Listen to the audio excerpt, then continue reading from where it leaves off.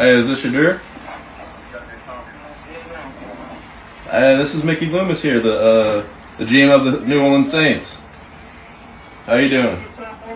This is Mickey Loomis here, GM of the Saints. How you doing? Good, how are you, man? Good, been waiting on you. Yeah, we have. It's been a long wait, man. We're going to take you with our next pick right here, man.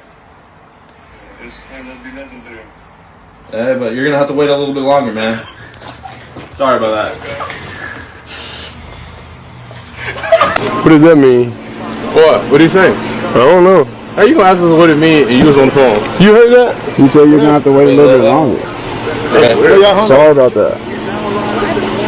Why did he talk? What the fuck? Hey, that's fucked I up. don't know what that was. On this channel, we hold racist Caucasian people and racist institutions accountable, because if we don't, who will? But before we start this video, this is why I go so hard for my people. And if you don't like it, get to stepping.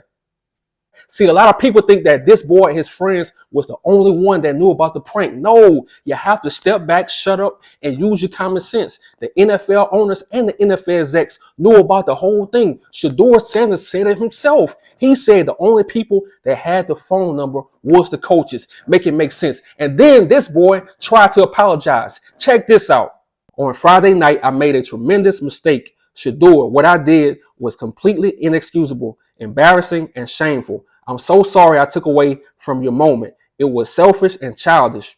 I could never imagine getting ready to celebrate one of the greatest moments of your life, and I made a terrible mistake and messed with the moment. Thank you for accepting my call earlier today. I hope you can find it in your heart to forgive me. What you talking about, Willis? You see, I told y'all the racism with these people is deep in their blood. How can you hate someone? How can you have so much hatred for someone you never met? But it's okay. You got to understand. He goes to Ole Miss, and Brandon Bolden told us everything we need to know about Ole Miss. See, they love saying black people this, black people that. Black people not calling someone on NFL draft, no matter how much we dislike them. We're not calling no one and pranking them. We just don't do that.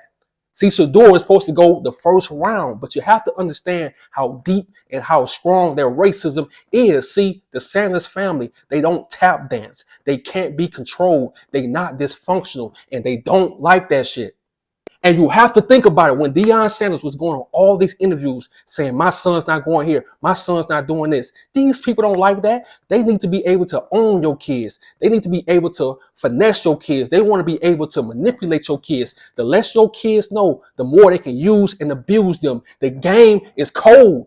But everybody and their mama knew that Deion wasn't going for that. But wait.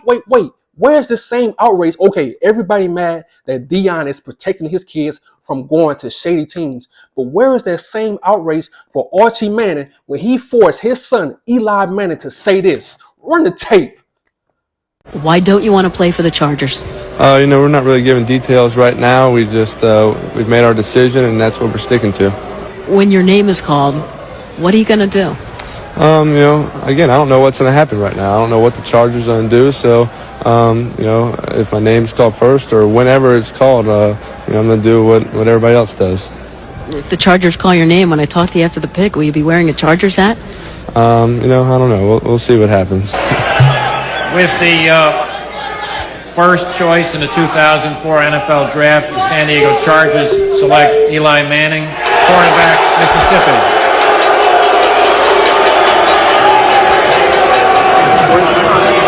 Well, a moment that he's dreamt about, that Peyton has lived, and Archie as the number 2 pick overall in 71 was as close to, is not quite. Let's know.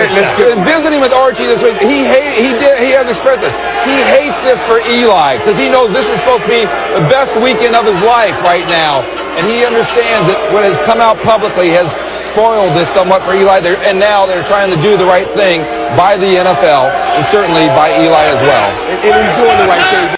And someone said something so great, I couldn't pass it up. 21 years ago, Eli Manning's daddy stepped in and said, nah, he ain't playing for y'all. And they made it happen with no backlash. Media called it a power move. 21 years later, Coach Prime said the same exact thing for Shedeur, protecting his son moving with intention, and now all of a sudden it's a problem. They call him cocky, saying it's bad for business. Make that make sense. And I told y'all this only happens with black fathers. Oh, you think I'm lying? Check this out. LeVar Ball, he was attacked by the Caucasian media. Richard Williams, Venus and Serena's dad, he was attacked by the Caucasian media. And not just attacked. Go watch that movie they made with Will Smith, portraying to be him. They made him look like the villain. I told you, the media is cold. LeBron James, he was attacked by the Caucasian media when he brought his son to the NBA. Meanwhile, you got somebody like Luke Walton. And if you know, you know.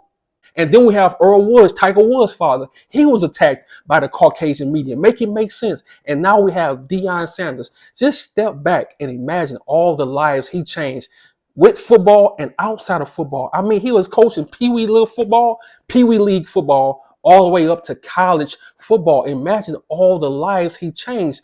That's why I say we have to start thinking for ourselves and not listen to the media, because if it was up to them, they would destroy every black father. And I'm going to be honest, I really be wanting to leave football alone because of the racism. But when you have coaches like Deion Sanders, he keeps you interested in the game. You have to realize, especially for my people that play high school football, college football, football has life lessons, and you can carry those life lessons throughout life with you. Tell me I'm lying. But enough of that. Atlanta Falcons. Ironically, this boy, his dad is the defensive coordinator of the Atlanta Falcons. Make that make sense. And the Atlanta Falcons issued out a statement. Let's read it.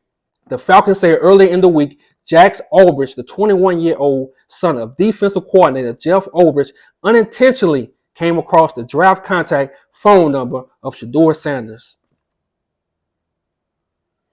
off an open iPad while visiting his parents' home, and wrote the number down to later conduct a prank phone call. Jeff Ulbrich was unaware of the data exposure or any facets of the prank and was made aware of the above only after the fact. The Atlanta Falcons do not condone this behavior and send our sincere apologies to Shedeur Sanders and his family, who we have been in contact with to apologize to, as well as facilitate an apology directly from Jax to the Sanders family. We have also been in contact with the NFL and will continue to cooperate fully with any inquiries we may receive from the NFL League office. We are thoroughly reviewing all protocols and updating if necessary to help prevent an incident like this from happening again. Make that make sense. You see the games they play? Let me tell you this. If the tables were turned, if this was a little black kid, a 21-year-old, 22-year-old kid, prank calling a Caucasian